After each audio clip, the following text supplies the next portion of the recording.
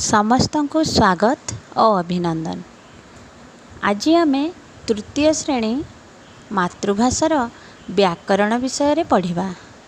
आजिर प्रसंगटी हेउछि विशेष्य।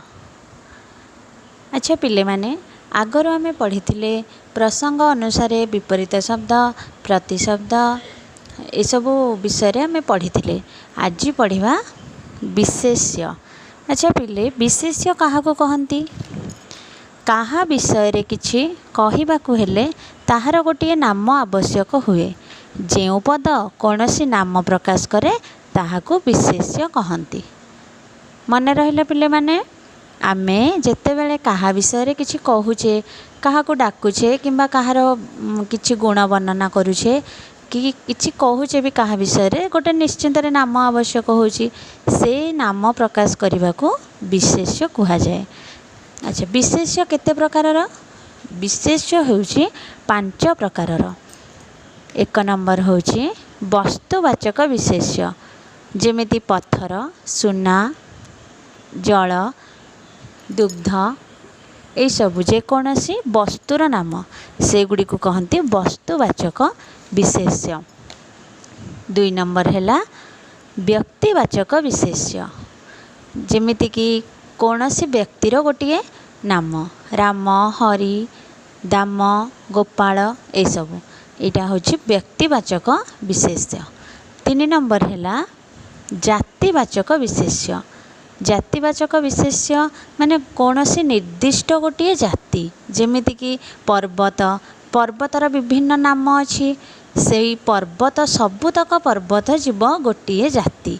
मनुष्य, मनुष्य जाति, मनुष्य जाति रे आमे सबु मनीष जीवा, किंतु तार सेटा होछि मनुष्य जाति। सेमिति वृक्ष, वृक्ष कहले आमे विभिन्न प्रकार वृक्ष देखिचे, आंब, पणस, पिजुड़ी ये सब विभिन्न वृक्षर विभिन्न नाम अच्छी, किंतु सब वृक्ष तक गोटे जाति रे जीव।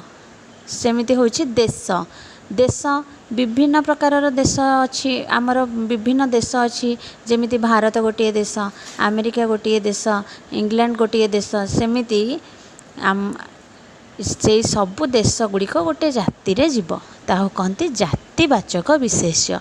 4 नंबर हेउछि गुणवाचक विशेष्य। कौनसी जिनिसर गोटे गुण वर्णना करिबा, जेमिति तमे बहु शांतशिष्ट, नम्रता, नम्र तमें सेटा होछि नम्रता गोटे तमर गुण। सौंदर्य, सुंदर, सौंदर्य होछि गोटे गुण। पांडित्य, जे सब कुछ किछि जानि थांती, बेसी तांकर ज्ञान थाए, सेमिति पांडित्य होछि गोटे गुण। धैर्य सेटा भी गोटे गुण। सेमिति गुणवाचक विशेष्य, ए सब गुणवाचक विशेष्य रे जीव। तापरे लास्ट रे होछि क्रियावाचक विशेष्य। क्रियावाचक विशेष्य कहले आमे गमन, शयन, गान, भोजन ये सब बुझुचे। गमन, गमन माने जीवा, शयन माने शोइबा, गान माने बोलिबा, गीत गाइबा, से भोजन, भोजन माने खाइबा, ये सब होछि क्रियावाचक विशेष्य। ताले पिला माने आज आमे विशेष्य विषय रे जानिले।